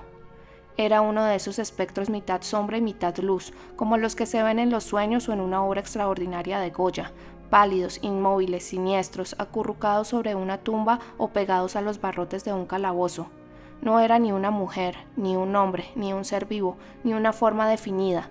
Era una figura, una suerte de visión en la que se superponían lo real y lo fantástico, como la oscuridad y la claridad. A duras penas se distinguía, bajo la melena que caía hasta el suelo, un perfil macilento y severo. A duras penas dejaba su túnica asomar la punta de un pie desnudo, que se contraía sobre el suelo duro y helado. Lo poco de forma humana que se entreveía bajo aquel envoltorio de luto producía estremecimientos. Aquella figura, que uno habría creído pegada a la losa, parecía no tener ni movimiento, ni pensamiento, ni hálito. Bajo aquel delgado saco de lienzo, en pleno enero, tendida directamente sobre un suelo de granito, sin fuego, en la oscuridad de un calabozo, cuyo tragaluz oblicuo solo dejaba pasar del exterior el viento y jamás el sol, ella no parecía sufrir, ni siquiera sentir. Se habría dicho que se había hecho piedra en el calabozo, hielo con la estación. Sus manos estaban juntas, su mirada fija. A primera vista uno la tomaba por un espectro, cuando se fijaba un poco más, por una estatua. Sin embargo, sus labios amoratados se entreabrían a intervalos y temblaban, pero tan muertos y maquinales como hojas que mueve el viento. De sus ojos tristes escapaba asimismo una mirada inefable, una mirada profunda, lúgubre, imperturbable, incesantemente clavada en un rincón de la celda que no podía verse desde fuera, una mirada que parecía reunir todos los sombríos pensamientos de aquella alma angustiada en no sé qué objeto misterioso. Esta era la criatura que recibía, por el habitáculo que ocupaba, el nombre de reclusa, y por la ropa que llevaba, el nombre de sachet. Las tres mujeres, pues Gervais se había unido a Mayet y a Oudarde, miraban por la lucera. Sus cabezas interceptaban la tenue claridad del calabozo sin que la miserable a la que privaban de ella pareciera prestarles atención. «No la molestemos», dijo Oudarde en voz baja. «Está en éxtasis, rezando». Sin embargo, Mayet contemplaba con una ansiedad cada vez mayor aquella cara macilenta, marchita, aquel pelo enmarañado y los ojos se le llenaban de lágrimas. «Sería realmente increíble», murmuraba. Pasó la cabeza entre los barrotes del tragaluz y consiguió llegar con la mirada hasta el rincón donde los ojos de la desdichada estaban invariablemente clavados. Cuando retiró la cabeza de la lucera, su rostro estaba inundado de lágrimas. «¿Cómo llaman a esta mujer?», le preguntó Oudarde. Oudarde respondió: «La llamamos hermana Gudule». «Pues yo la llamo Paquette la Chantefleurie», dijo Mayet. Entonces, poniendo el índice sobre los labios, le indicó a la atónita Oudarde que metiera la cabeza por la lucera y mirase. Oudarde miró y vio, en el rincón donde los ojos de la reclusa estaban clavados con aquel sombrío éxtasis, un zapatito de satén rosa profusamente bordado en oro y plata. Después, Gervais miró a Oudarde y entonces las tres mujeres, contemplando a la desdichada madre, se echaron a llorar. Ni sus miradas, sin embargo, ni tampoco sus lágrimas habían distraído a la reclusa. Sus manos seguían juntas, sus labios mudos, sus ojos fijos, y para quien conocía su historia, aquel zapatito así mirado partía el corazón. Ninguna de las tres mujeres había pronunciado aún una palabra, no se atrevían a hablar, ni siquiera en voz baja. Aquel gran silencio, aquel gran dolor, aquel gran olvido en el que todo había desaparecido salvo una cosa, les producía el efecto de un altar mayor en Pascua o en Navidad. Callaban, se recogían, estaban a punto de arrodillarse, les parecía que acababan de entrar en una iglesia el día de tinieblas. Finalmente, Gervais, la más curiosa de las tres y en consecuencia la menos sensible, intentó hacer hablar a la reclusa. Hermana Gudule», repitió esta llamada hasta 3 veces, elevando cada vez más el tono de voz. La reclusa no se movió, ni una palabra, ni una mirada, ni un suspiro, ni una señal de vida. Oudarde, con una voz más suave y acariciadora, dijo: Hermana Santa Gudule». El mismo silencio, la misma inmovilidad. «¡Qué mujer tan singular!», exclamó Gervais. «No la perturbaría ni una bombarda». «Quizá esté sorda», dijo Oudarde suspirando. «O quizá ciega», dijo Gervais. «O quizá muerta», sugirió Mayet. Lo cierto es que si bien el alma no había abandonado aquel cuerpo inerte, dormido, aletargado, al menos se había retirado de él y ocultado en unas profundidades a las que las percepciones de los órganos externos no llegaban. «Tendremos que dejar la torta en la lucera», dijo Udard. «Alguien la cogerá, parece imposible despertarla». Eustache, que hasta ese momento había estado distraído mirando un carrito tirado por un gran perro que acababa de pasar, de pronto se dio cuenta de que sus 3 acompañantes miraban algo por la lucera, y picado también él por la curiosidad, se subió encima de una piedra, se puso de puntillas y arrimó su gran cara colorada a la abertura gritando: «¡Madre, déjame mirar a mí!». Al oír aquella voz infantil, clara, fresca, sonora, la reclusa se estremeció. Volvió la cabeza con el movimiento seco y brusco de un resorte de acero. Sus largas manos descarnadas apartaron los cabellos que le caían sobre el rostro y clavó en el niño una mirada sorprendida, amarga, desesperada. Aquella mirada apenas fue un destello. «¡Oh, Dios mío!», dijo de pronto, escondiendo la cabeza entre las rodillas, y parecía que su voz ronca le desgarraba el pecho al pasar por él. «Al menos no me muestren a los de los demás». «Buenos días, señora», dijo el niño con formalidad. Pero aquella conmoción había despertado, por así decirlo, a la reclusa. Un largo escalofrío recorrió todo su cuerpo, de la cabeza a los pies. Sus dientes castañetearon. Levantó a medias la cabeza y dijo, apretando los codos contra las caderas y cogiéndose los pies con las manos como para calentarlos: «¡Oh, qué frío!». «Pobre mujer», dijo Udard compasiva. «¿Quieres un poco de fuego?». Ella movió la cabeza en señal de rechazo. «Entonces», añadió Udard ofreciéndole un frasco, «aquí tienes un poco de hipocrás. Bebe, te calentará». Ella negó de nuevo con la cabeza, miró a Udard fijamente y dijo: «Agua». Udard insistió: «No, hermana, el agua no es una bebida apropiada para el mes de enero. Tienes que beber un poco de hipocrás y comer esta torta de maíz que hemos hecho para ti». Ella rechazó la torta que Mayet le presentaba y dijo: «Pan negro». «Vamos», dijo Gervais quitándose su polonesa de lana en un arrebato de caridad. «Esta prenda abriga un poco más que la tuya. Póntela sobre los hombros». Ella rechazó el sobretodo, como había hecho anteriormente con el frasco y la torta, y dijo: «Un saco». «Pero de alguna manera tienes que notar que ayer fue fiesta», insistió la buena Udard. «Ya lo noto», dijo la reclusa. «Hace 2 días que no hay agua en mi jarra».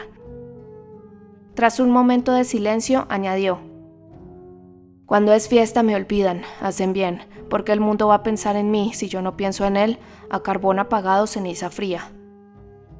Y como fatigada de haber hablado tanto, dejó caer de nuevo la cabeza entre las rodillas. La cándida y caritativa Udard, que creyó entender por sus últimas palabras que seguía quejándose del frío, le contestó con ingenuidad: «¿Quieres entonces un poco de fuego?».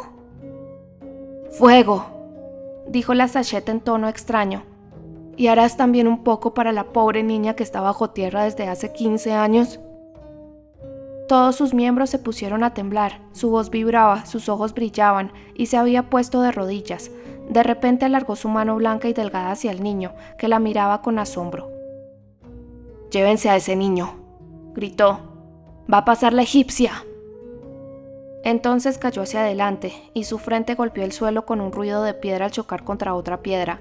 Las 3 mujeres la creyeron muerta. Al cabo de un momento, sin embargo, se movió, y la vieron arrastrarse apoyada en las rodillas y los codos, hasta el rincón donde estaba el zapatito.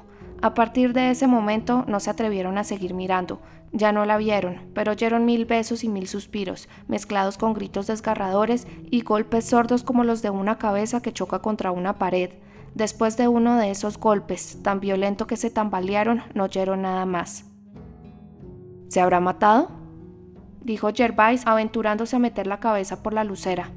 «Hermana Gudul». «Hermana Gudul», repitió Udard. «Ay, Dios mío, no se mueve», dijo Gervais. «¿Acaso está muerta? Gudul, Gudul». Mayet, a quien el estupor había dejado hasta entonces sin habla, hizo un esfuerzo. «Esperen», dijo, e inclinándose hacia la lucera, añadió: «Paquet la chantoflerie». Un niño que sopla ingenuamente sobre la mecha mal encendida de un petardo y lo hace estallar ante sus ojos no se asusta tanto como le asustó a Mayet el efecto producido por aquel nombre inesperadamente pronunciado en la celda de la hermana Gudul. La reclusa se estremeció de pies a cabeza, se levantó y saltó hacia la lucera con unos ojos tan encendidos que Mayet, Udart y la otra mujer y el niño retrocedieron hasta el parapeto del muelle. Pero el siniestro rostro de la reclusa apareció pegado a los barrotes de la lucera. «¡Oh! ¡Oh!», gritaba con una risa espantosa. «La egipcia me llama». En ese momento, una escena que se desarrollaba en la picota retuvo su mirada huraña. Frunció la frente con horror, extendió por fuera del habitáculo sus dos brazos esqueléticos y gritó con una voz que parecía un estertor: «¡Otra vez tú, hija de Egipto! Eres tú quien me llamas, ladrona de niños. ¡Maldita seas! ¡Maldita! ¡Maldita! ¡Maldita!».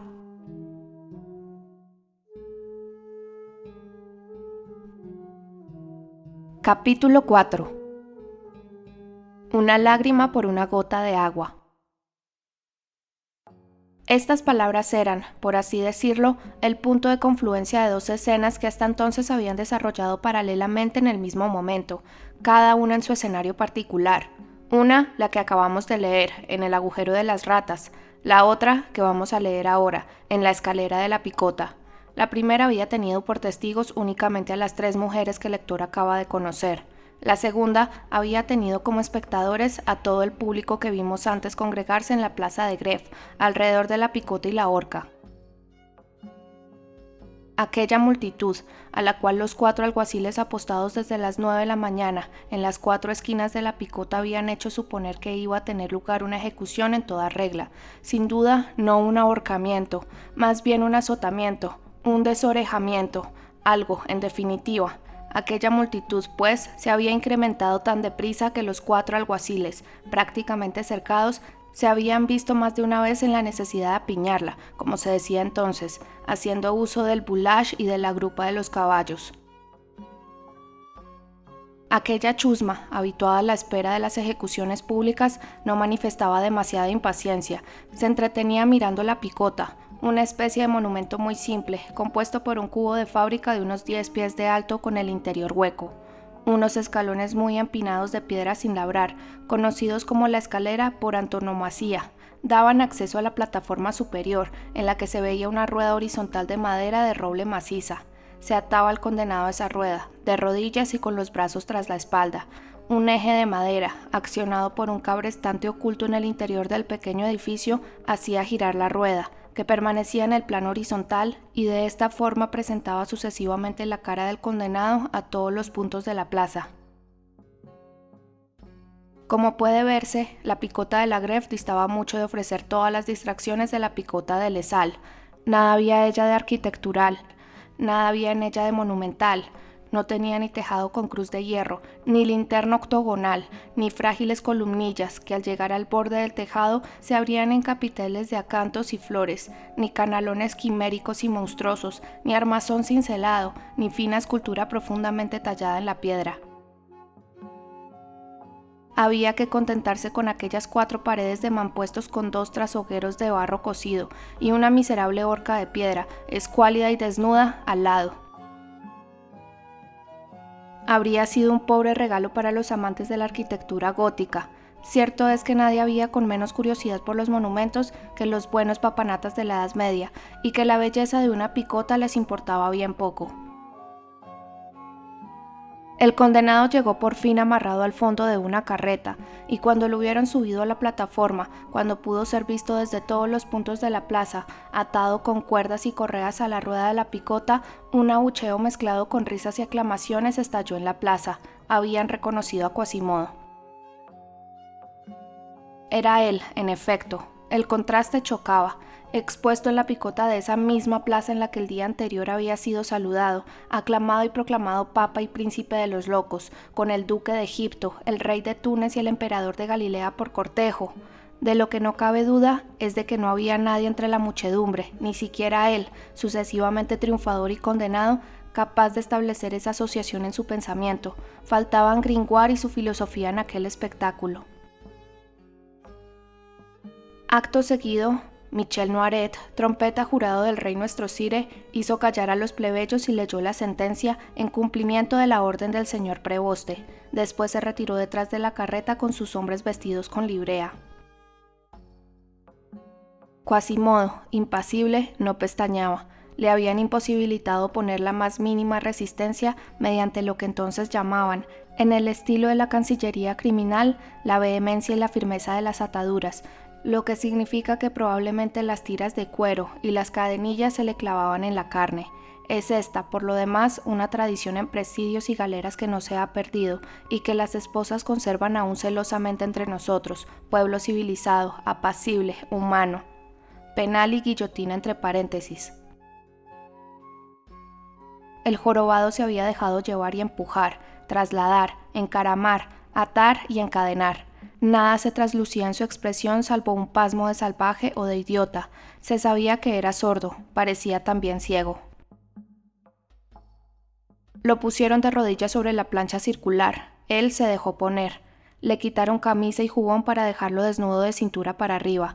Él se dejó hacer. Lo encabestraron con un nuevo sistema de correas y abijones. Él se dejó hebillar y atar. Solo de vez en cuando resoplaba ruidosamente, como un buey cuya cabeza cuelga y se balancea en el borde de la carreta del carnicero. «Será zopenco», dijo Jehan Frollo del Molino a su amigo Robin Pausepan, pues los dos estudiantes, como era de esperar, habían seguido al reo. «Entiende tanto lo que pasa como un abejorro encerrado en una caja». Una risa incontenible cundió entre la muchedumbre cuando vieron al desnudo la joroba de Quasimodo, su pecho de camello, sus hombros callosos y peludos. En medio de aquel griterío, un hombre de la librea de la ciudad, de baja estatura y aspecto robusto, subió a la plataforma y se colocó junto al condenado. Su nombre no tardó en circular entre el público. Era Maese Pierrat Torterué, torturador jurado del Châtelet. Empezó por colocar en una de las esquinas de la picota un reloj de arena negro, cuya cápsula superior estaba llena de arena roja que iba cayendo en el recipiente inferior. Después se quitó el sobretodo de 2 colores y lo vieron coger con la mano derecha un látigo fino y afilado de largas tiras blancas, relucientes, nudosas, trenzadas y provistas de uñas metálicas. Con la mano izquierda doblaba despreocupadamente la manga derecha de su camisa hasta la axila. Mientras tanto, Jehan Frollo gritaba levantando su cabeza rubia y rizada por encima de la multitud. Para ello se había subido a los hombros de Robin Pausepan. «Señores, señoras, vengan a ver, van a flagelar perentoriamente a Maese Quasimodo, el campanero de mi hermano el arcediano de Josas, una extravagante construcción oriental con cúpula a modo de espalda y columnas salomónicas a modo de piernas». Y la multitud no paraba de reír, sobre todo los niños y las muchachas. Finalmente, el torturador dio un golpe con el pie. La rueda empezó a girar. Quasimodo se tambaleó entre las ataduras. El estupor que se pintó bruscamente en su rostro deforme hizo redoblar las carcajadas. De repente, en el momento en que la rueda, al girar, presentó a Maese Pierrat la espalda monstruosa de Quasimodo, el verdugo levantó el brazo y las finas correas silbaron estridentemente en el aire como un puñado de culebras y cayeron con furia sobre los hombros del miserable. Quasimodo saltó sobre sí mismo, como si se hubiera despertado sobresaltado. Empezó a comprender lo que estaba pasando, se debatió entre las ataduras. Una violenta contracción de sorpresa y de dolor descompuso los músculos de su cara, pero no profirió ni un lamento. Tan solo volvió la cabeza hacia atrás, moviéndola de derecha a izquierda como un toro al que un tábano ha picado en un costado. Un segundo golpe siguió al primero, después un tercero, y otro más. La rueda no cesaba de girar, y los golpes no cesaban de llover. Muy pronto empezó a manar sangre, la vieron correr en 1000 hilillos por los negros hombros del jorobado, y las cortantes correas del látigo, en su rotación que rasgaba el aire, la esparcían en gotas sobre la multitud. Quasimodo había recobrado, al menos aparentemente, su impasibilidad inicial. Primero había intentado sordamente, sin un gran forcejeo exterior, romper sus ataduras. Habían visto encenderse sus ojos, endurecerse sus músculos, contraerse sus miembros y tensarse las correas y las cadenillas. El esfuerzo era enorme, prodigioso, desesperado, pero los viejos instrumentos de tortura del prevostazgo resistieron. Crujieron y nada más. Quasimodo, exhausto, se dio por vencido. El estupor dejó paso en su semblante a un sentimiento de amargo y profundo desaliento. Cerró su único ojo, dejó caer la cabeza sobre el pecho y se hizo el muerto. A partir de ese momento no se movió. Nada logró arrancarle un solo movimiento, ni la sangre, que no paraba de manar, ni los golpes cada vez más furiosos, ni la cólera del torturador, que se excitaba y embriagaba con la ejecución, ni el ruido de las horribles correas, más aceradas y silbantes que patas de insecto. Por fin, un ujier del Châtelet, vestido de negro y montado en un caballo negro, inmóvil junto a la escalera desde el momento de la ejecución, extendió su vara de ébano hacia el reloj de arena.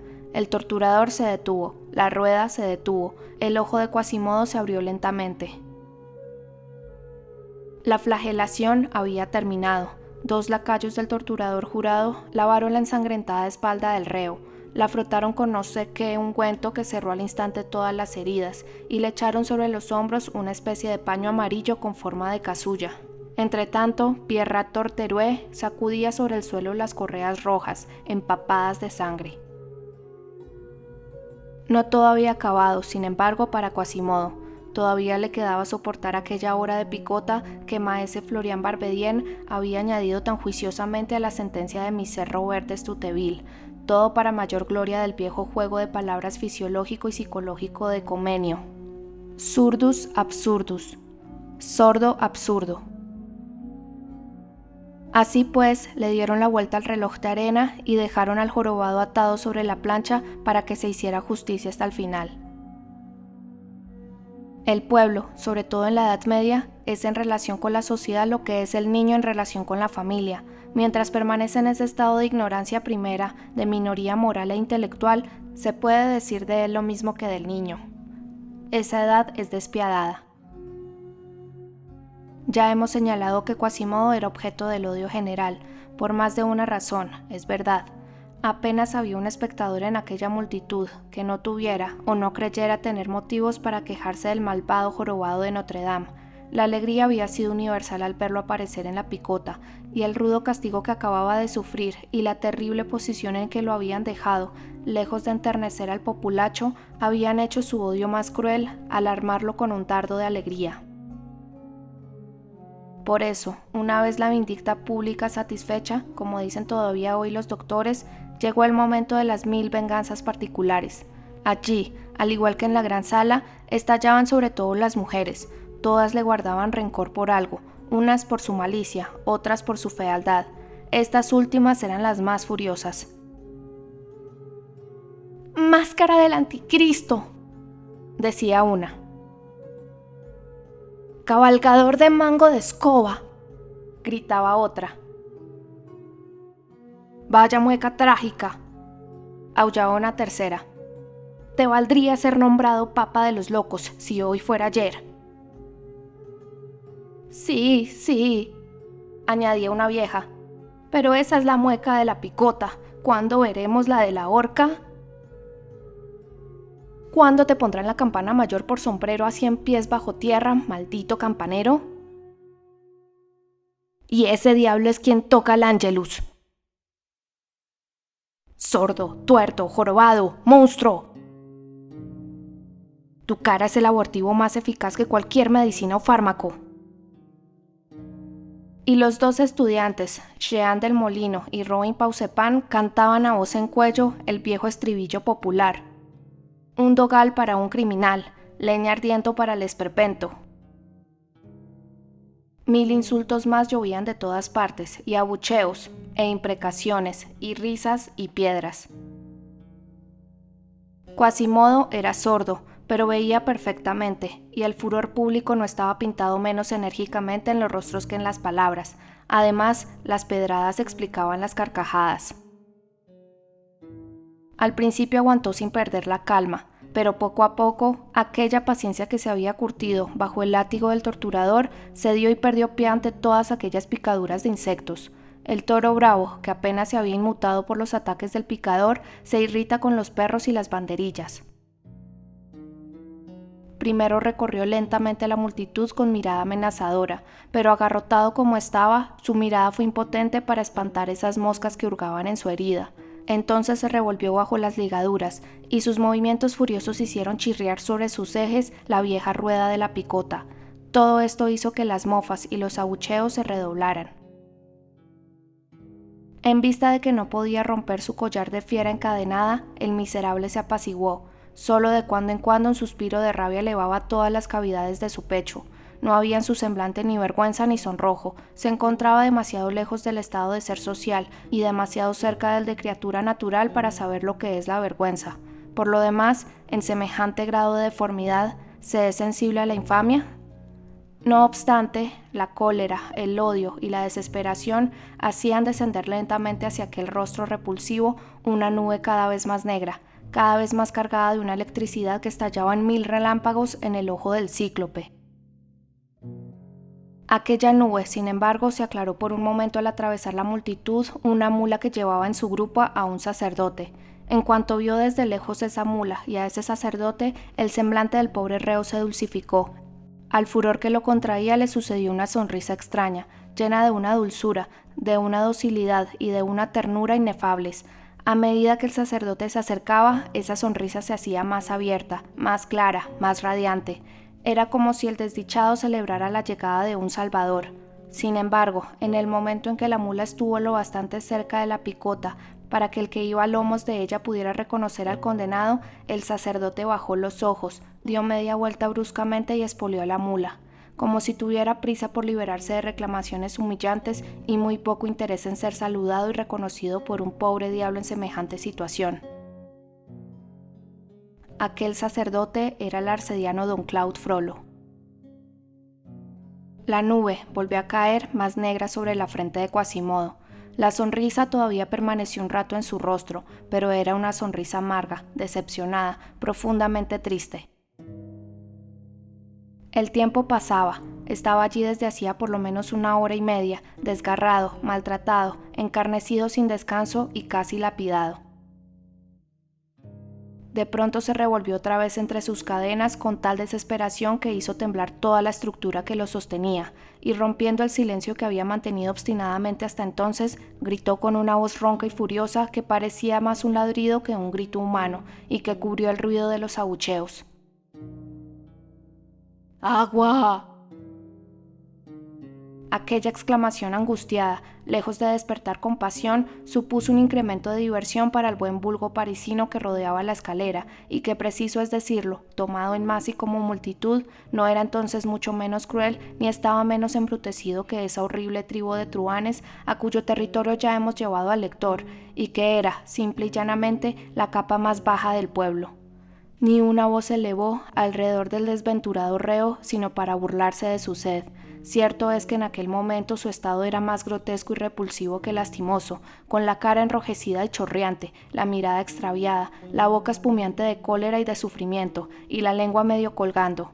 Hay que decir también que aunque se hubiera hallado entre el gentío alguna alma caritativa de burgués o burguesa, que se hubiera sentido tentada a llevar un vaso de agua a aquella miserable criatura en pena, reinaba alrededor de los escalones infames de la picota tal prejuicio de vergüenza y de ignominia que eso habría bastado para hacer retroceder al buen samaritano. Al cabo de unos minutos, Quasimodo recorrió la multitud con una mirada de desesperación y repitió con una voz todavía más desgarradora: ¡Agua! La gente no paraba de reír. ¡Bebe esto!, gritó Robin Paucepan, tirándole a la cara una esponja mojada en el arroyo. ¡Toma, asqueroso sordo! Estás en deuda conmigo.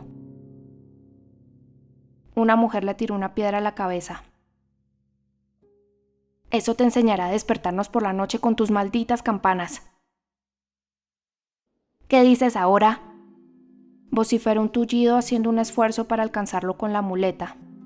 ¿Seguirás echándonos conjuros desde lo alto de las torres de Notre Dame? Aquí tienes una escudilla para beber, añadió un hombre arrojándole una jarra rota contra el pecho.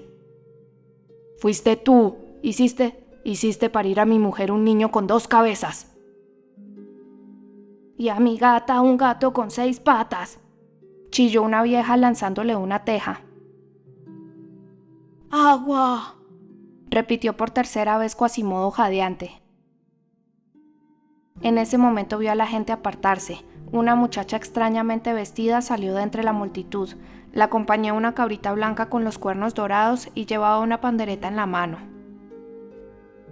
Era la gitana la que había intentado raptar la noche anterior, agresión por la que él sentía confusamente que estaban castigándolo en ese momento, cosa que por lo demás no podía estar más lejos de la realidad, pues se le había castigado únicamente por tener la desgracia de ser sordo y de haber sido juzgado por un sordo. No le cupo ninguna duda de que ella iba a vengarse también y a propinarle un golpe, como todos los demás.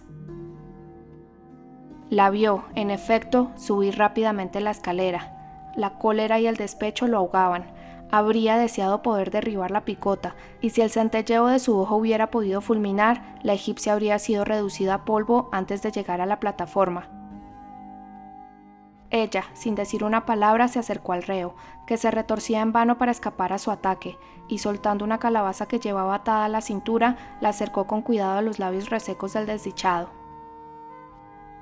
Entonces, en aquel ojo hasta entonces tan seco y encendido, vieron aparecer una gruesa lágrima que rodó lentamente por el rostro deforme y ya largo rato contraído por la desesperación. Era tal vez la primera que el infortunado había vertido jamás. Hasta olvidaba beber.